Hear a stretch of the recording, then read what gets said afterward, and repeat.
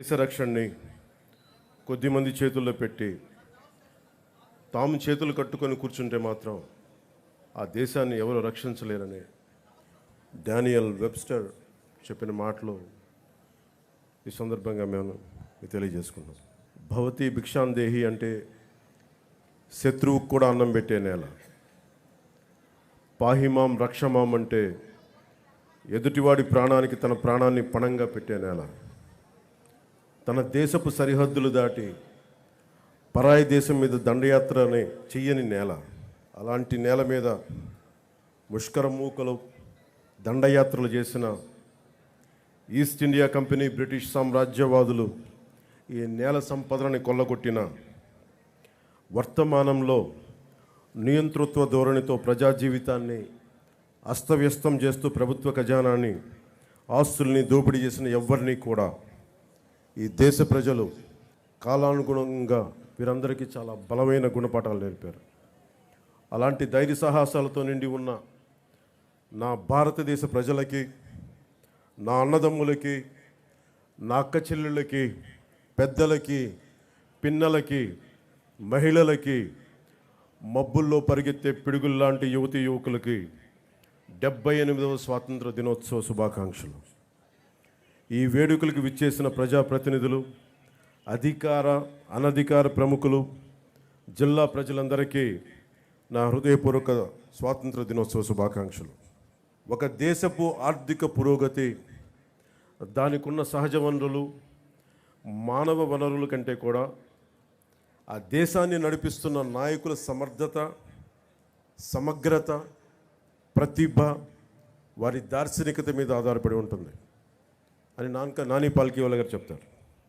ఈ 78 ఏళ్ల కాలగమనంలో, అత్యంత కష్టకాలంలో విభజన కల్లోలాలని తట్టుకుంటూ, దేశ సమగ్రతని కాపాడుకుంటూ, డ్యాములు కట్టి, కాలువలు తవ్వి, హరిత విప్లవం కోసం రంగం సిద్ధం చేసిన పండిట్ జవహర్లాల్ నెహ్రూ గారు ఉన్నారు.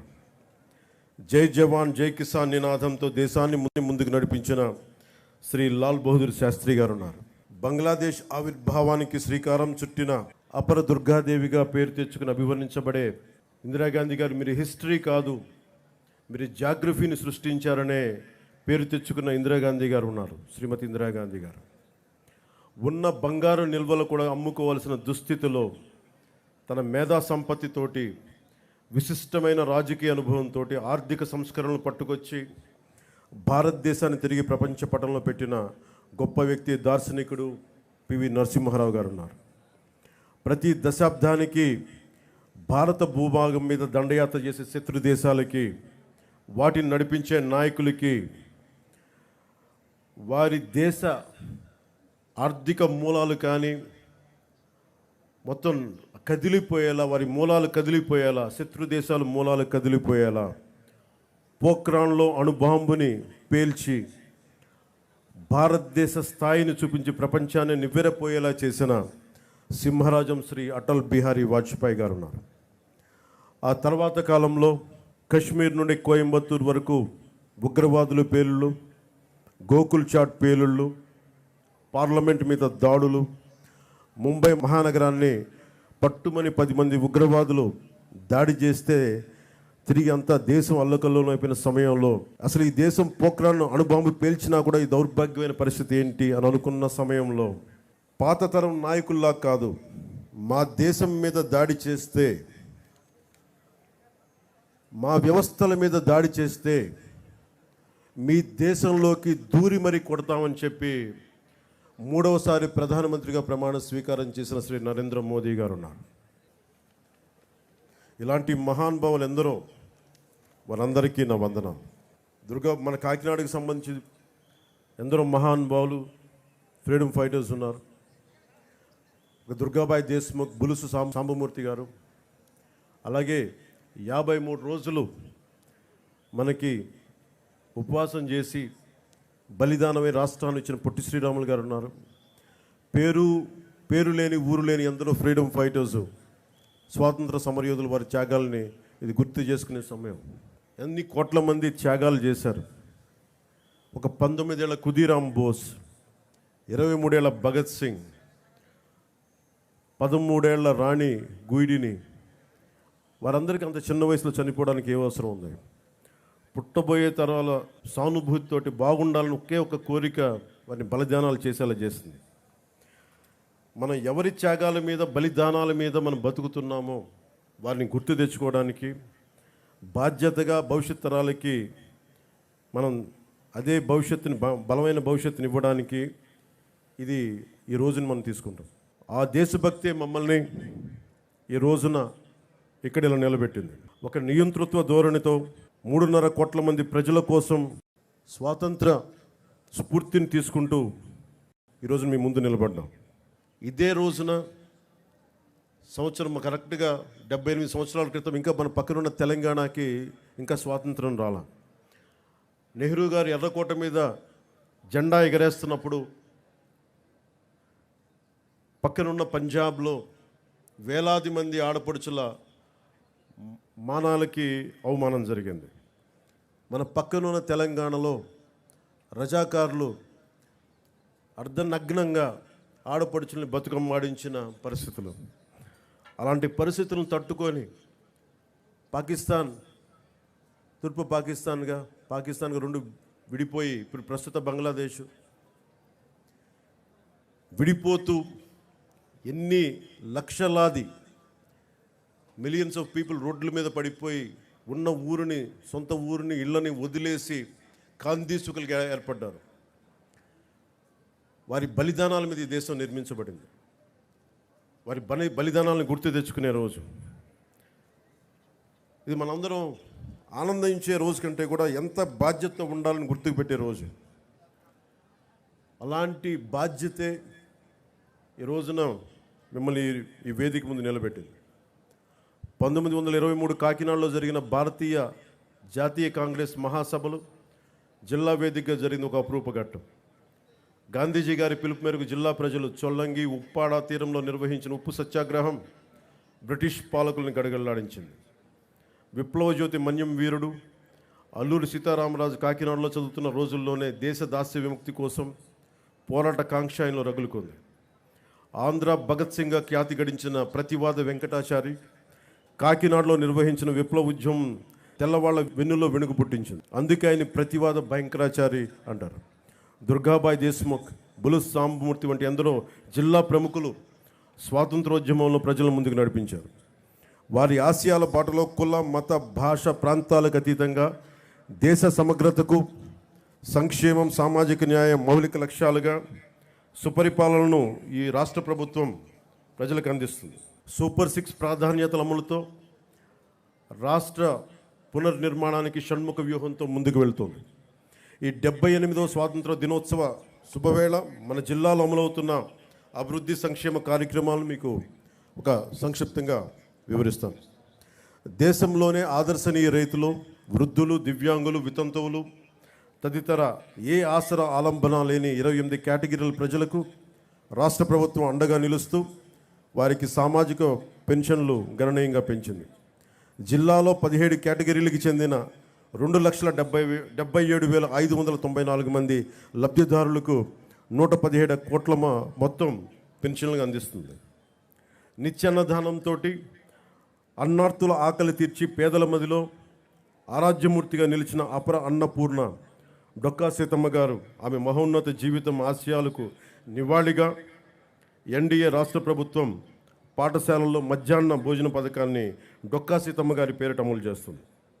జిల్లాలో 1258 పాఠశాలల్లో 122,591 మంది విద్యార్థులకు, చిన్నారులకు డొక్కా సీతమ్మ మధ్యాహ్న బడి భోజన పథకం ద్వారా పౌష్టికాహారం అందిస్తున్నారు. ₹2కే కిలో బియ్యం పథకం లాంటి ఎన్నో పేదరిక నిర్మూలన కోసం పథకాలకు నాంది పలికిన స్వర్గీయ నందమూరి తారక రామారావు గారు పేదల కోసం ఆయన స్ఫూర్తి ఆశయాలు కొనసాగింపుగా రాష్ట్ర వ్యాప్తంగా పట్టణాల్లో పేదలకు ₹5 భోజనం అందించే అన్నా క్యాంటీన్లని ఈ రోజు నుంచి పునఃప్రారంభిస్తున్నాం. మన జిల్లాలో మొత్తం 11 అన్నా క్యాంటీన్లు పేదలకు అందుబాటులో వస్తున్నాయి. ప్రజలకు పారదర్శక రీతిలో ఇసుక లభ్యత కోసం నూతన ఉచిత ఇసుక విధానాన్ని రాష్ట్ర ప్రభుత్వం గత జూలై 8వ తారీఖు నుండి అమలులో తీసుకొచ్చింది. తొలి విడత ప్రధాన్ మంత్రి ఆవాస్ యోజన పథకం కింద జిల్లాలో వచ్చే అక్టోబర్ నెల నాటికి 4,500 గృహాల నిర్మాణం పూర్తి చేసేందుకు 100 రోజుల ప్రణాళిక అమలవుతోంది.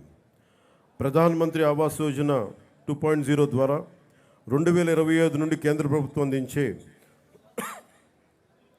2.5 లక్షలు మొత్తానికి తన వంతుగా 1,50,000 జోడించి 4 లక్షల రూపాయల యూనిట్ విలువతో పేదలకు గృహాలు నిర్మించాలని రాష్ట్ర ప్రభుత్వం నిర్ణయం తీసుకుంది. అలాగే పేదలకు గ్రామీణ ప్రాంతాల్లో 3 సెంట్లు, పట్టణ ప్రాంతాల్లో 2 సెంట్లు నివాసన స్థలాలు మంజూరుకు నిర్ణయించింది తెలియజేసేందుకు చాలా సంతోషిస్తున్నాం. 2014-2019 వరకు జిల్లాలో ఇల్లు నిర్మించుకున్న లబ్ధిదారులకు పెండింగ్ ఉన్న బిల్లులకు సుమారు 49 కోట్ల రూపాయల బకాయిలను చెల్లించేందుకు ప్రభుత్వం విధి విధానాలను రూపొందిస్తుంది. జిల్లాలో టిడ్కో ద్వారా 529 కోట్ల నిధులతోటి 7,228 ఇళ్లను 5 ఏళ్ల క్రితమే నిర్మించగా 3,582 ఇళ్లను లబ్ధిదారులకు అందజేయడం జరిగింది.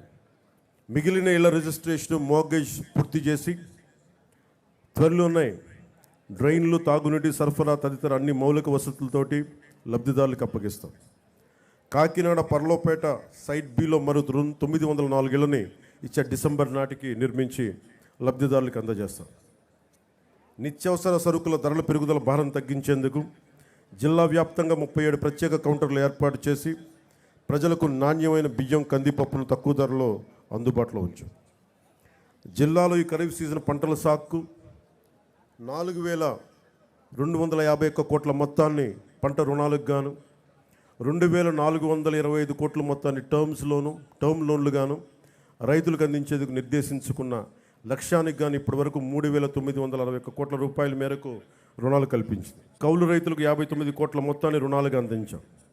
ఇటీవల కురిసిన భారీ వర్షాల కారణంగా నష్టపోయిన రైతులకు 80% రైతుపై 100 క్వింటాళ్ల విత్తనాలు సరఫరా చేస్తున్నాం.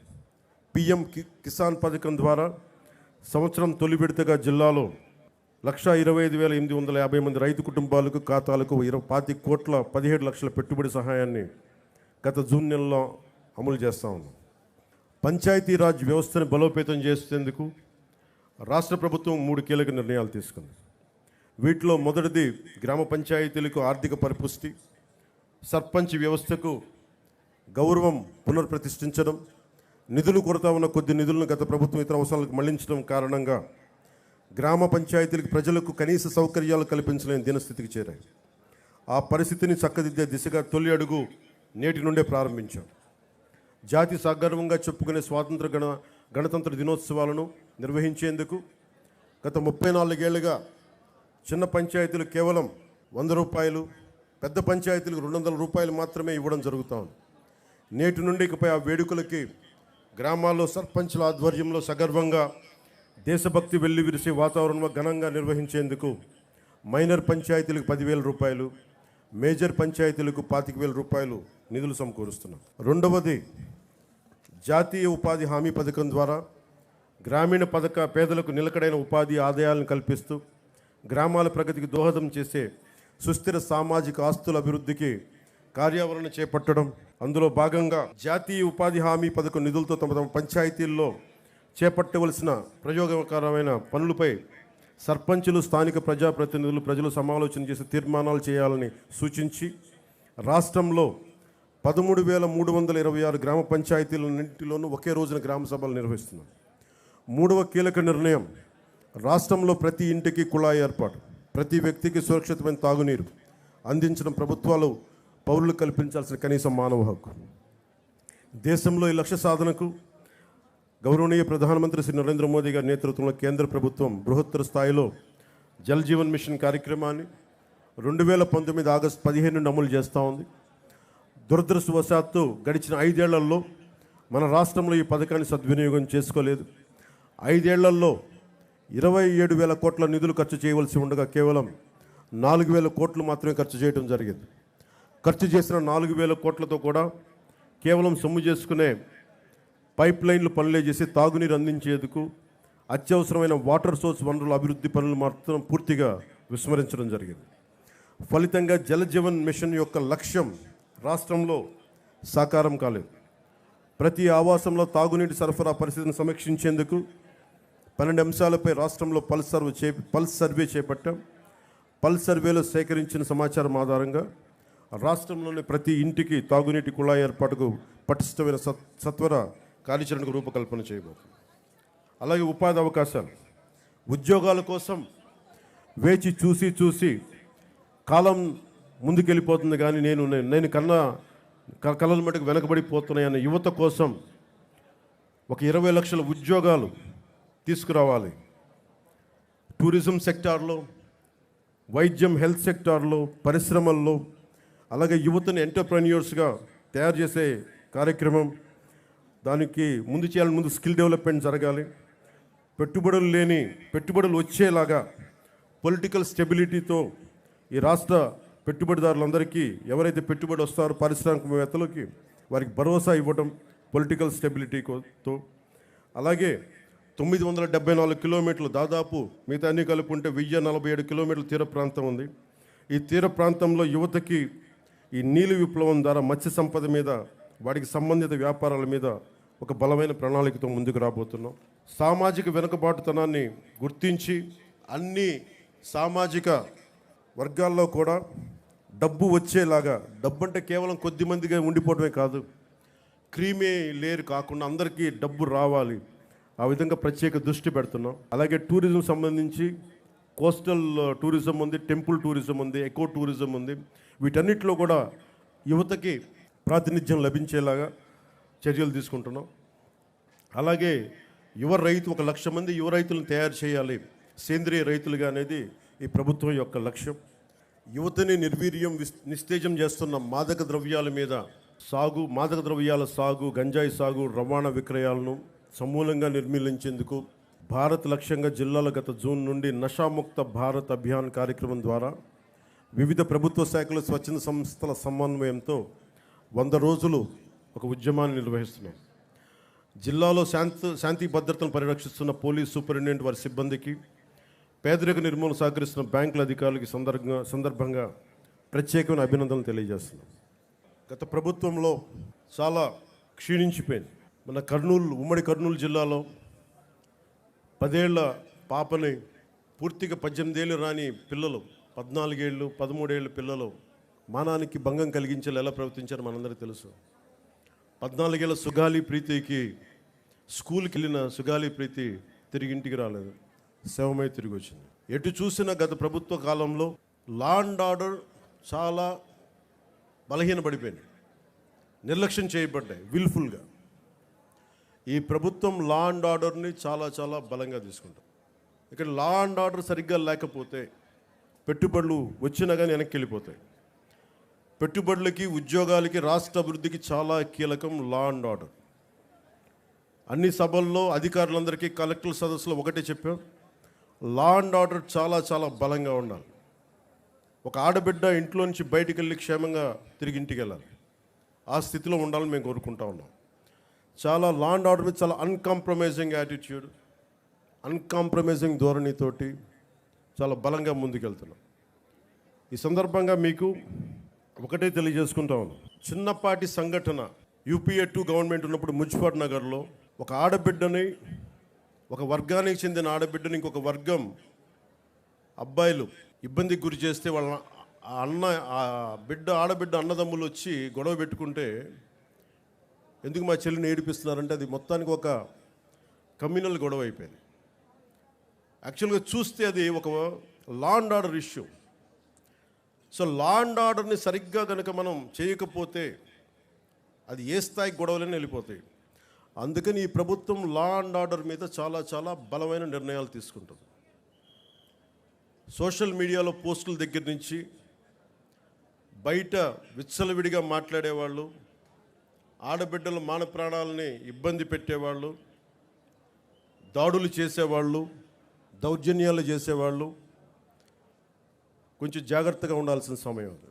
ఆడబిడ్డల మాన ప్రాణ సంరక్షణలకు ఇబ్బంది కలిగిన, సగటు మనిషి ఆస్తిపాస్తులకు ఇబ్బంది కలిగిన, దేశ సమగ్రతకి భంగం కలిగించిన, సామాజిక భద్రతకి భంగం కలిగించిన ఈ ప్రభుత్వం చాలా గట్టి నిర్ణయాలు తీసుకుంటుంది. అధికార ఎస్పీలకు కానీ కలెక్టర్ చాలా స్పష్టంగా చెప్పాం మన కలెక్టర్ సదస్సులో. అన్కాంప్రమైజింగ్ యాటిట్యూడ్ తోటి, రాజీ లేని ధోరణితోటి లా అండ్ ఆర్డర్ని ముందుకు తీసుకెళ్లాలని. ఈరోజు రాష్ట్రం లోతుకెళ్ళి చూస్తే, గతంలో కూడా తెలుసు, లోతుకెళ్ళి చూస్తే ఏ స్థాయిలో ఆర్థిక వ్యవస్థ ఉందంటే చిన్న భిన్నం అయిపోయింది. వేలాది కోట్లు, 4,000 కోట్లతోటి పంచాయతీరాజ్ మేము జల్ జీవన్ మిషన్కి నిర్మించామని చెప్తే పైపులు వేశారు, కానీ ఆ పైపులకి సంబంధించిన వాటర్ సోర్స్ ఇవ్వలేదు. అందుకే దాని మీద పల్స్ సర్వే జరిపిస్తూ ఉన్నాం. లా అండ్ ఆర్డర్తో పాటు ప్రజా సంపదని దుర్వినియోగం చేసిన ఎవరిని కూడా వదిలిపెట్టకుండా వారికి చట్టాల పరిధిలోకి తీసుకొస్తాం. ఉదాహరణకి మనకి ఏడీబీ రోడ్ అంటాం, 50 కిలోమీటర్లు కాకినాడ టు రాజమండ్రి. దానికి కావాల్సింది 390 కోట్లు. కొన్ని లక్షలాది మంది ఎప్పుడు తిరిగే రోడ్డు. అలాంటి రోడ్ని దృష్టి వదిలేసి, అలాంటి ఇన్ఫ్రాస్ట్రక్చర్ ఫెసిలిటీస్ వదిలేసి గత ప్రభుత్వం 640 కోట్ల పైచిలుకుతోటి అక్కడ ఋషికొండలో ప్యాలెస్ నిర్మించుకున్నారు. ఎక్కడ ఈ డబ్బు వెళ్ళిపోతుందో మీకు అర్థమవుతా ఉంది కదా. ఇవన్నీ ఆగాలి. ఇవన్నీ ఆగటానికి మీరందరం కృషి చేశారు. ఈరోజు మా మీద బాధ్యత పెట్టారు. వెంటనే ఈ ఏడీబీ రోడ్డు కూడా చాలా అత్యంత తొందరలో పూర్తి చేయాలి అని నిర్ణయం తీసుకున్నాం. క్యాబినెట్కి తెలియజేశాం. గౌరవ ముఖ్యమంత్రి శ్రీ చంద్రబాబు నాయుడు గారు తెలియజేశాం. ఈ ఏడీబీ రోడ్డు కూడా త్వరగా పూర్తి చేసే బాధ్యత ఈ కొత్త ప్రభుత్వం తీసుకుంటుంది. మన కర్ణాటకకి వెళ్తే రెడ్ శాండర్స్, మన ఎర్రచందనం దొంగలు మన అడవుల్లో కొట్టేసి, శేషాచలం అడవుల్లో కొట్టేసి కర్ణాటకలో తరలిస్తూ ఉంటే కర్ణాటకలో పట్టుకున్నారు. 100 కోట్ల రూపాయలు ఒకసారి, 40 కోట్ల రూపాయలు ఇంకొకసారి. ఆంధ్రప్రదేశ్ చెందిన ఎర్రచందనం దొంగల్ని మన కర్ణాటక ప్రభుత్వం తీసుకుంది. అక్కడ ఫారెస్ట్ అధికారులు చెప్పారు, వేలం వేశారు. ఆ డబ్బు కర్ణాటక ప్రభుత్వానికి వెళ్ళిపోయింది. అదే 140 కోట్లు కనుక మనకు ఉండుంటే, రాష్ట్ర ఖజానాలు కనుక ఉండుంటే, ఎంతమంది విద్యార్థుల్ని అంబేద్కర్ విదేశీ విద్యా పథకానికి పంపించవచ్చు, ఫీజు రీఎంబర్స్మెంట్లు చేయొచ్చు, ఇలాంటి ఎన్నో చూడొచ్చు. కానీ దురదృష్టం ఆ పరిస్థితుల్లో లేదు. సో మేము ముందుకొచ్చి ఇవన్నీ బయటికి తీసి ఆ నిధుల్ని అవన్నీ తిరిగి మనకి చెందేలాగా ఒక ప్రయత్నాలు మొదలు పెడతాం. మా మీద చాలా బలమైన బాధ్యత పెట్టారు మీరందరూ. ఆ బాధ్యతని చాలా జాగ్రత్తగా, బరువు బాధ్యతలతోటి ముందుకు తీసుకెళ్తాం. నేను డిప్యూటీ ముఖ్యమంత్రిగా ప్రమాణ స్వీకారం చేస్తున్నాను. నాకు కొన్ని పరిధిలోనే మాట్లాడాల్సిన అవసరం ఉంది. ఒక్కటైతే మీకు మాటిస్తున్నాను, ఈ ఎన్డీఏ ప్రభుత్వం, తెలుగుదేశం, భారతీయ జనతా పార్టీ, జనసేన ఎన్డీఏ ప్రభుత్వం స్వాతంత్ర సమగ్రతకి స్ఫూర్తిని నింపేలాగే అభివృద్ధి ఉంటుంది. భావితరాల కోసం మేము అండగా నిలబడతాం. ఒక దేశపు సంపద నదులు కాదు, అరణ్యాలు కాదు, ఖనిజాలు కాదు, కళ్ళ ఖనిజాలతో చేసిన యువత. ఆ యువత కోసం పెద్ద ఎత్తున మన బాధ్యతతోటి పెద్ద ఎత్తున కార్యక్రమాలు చేపడతాం. ముఖ్యంగా విభజన సమయంలో ఈస్ట్ బెంగాల్ డివిజన్, ఒక రాష్ట్ర విభజన జరుగుతుందంటే దేశంలోని నాయకులందరూ ముందుకొచ్చారు, ఆప్ చేశారు బెంగాల్ డివిజన్. అదే ఒక దేశం, భారతదేశం పాకిస్తాన్గా విడిపోతుంటే నాయకులందరూ కామ్గా అయిపోయారని సర్దార్ వల్లభాయ్ పటేల్ గారిని అడిగితే వల్లభాయ్ పటేల్ గారు ఒకటే చెప్పారు, మేము పెద్దవాళ్ళం అయిపోయాం, అలసిపోయాం, శక్తి లేక, పోరాట శక్తి లేక కామ్ అయిపోవాల్సి వచ్చింది అనేది అది ఆయన చెప్పింది. సో వచ్చే తరాన్ని సిద్ధం చేయడం చాలా చాలా అవసరం.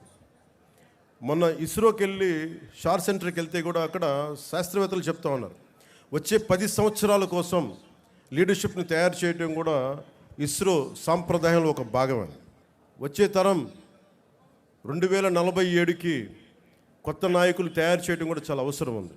జిల్లా స్థాయిలో, పంచాయతీ స్థాయిల నుంచి రాష్ట్ర స్థాయి, దేశ స్థాయిలో కొత్త తరం నాయకులకి తయారు చేయాల్సిన బాధ్యత అందరూ తీసుకోవాలి. దాంతోపాటు మేము కూడా ఆ బాధ్యతను తీసుకుంటామని మీకు తెలియజేసుకుంటూ, భవిష్యత్తు యువతరానిదే.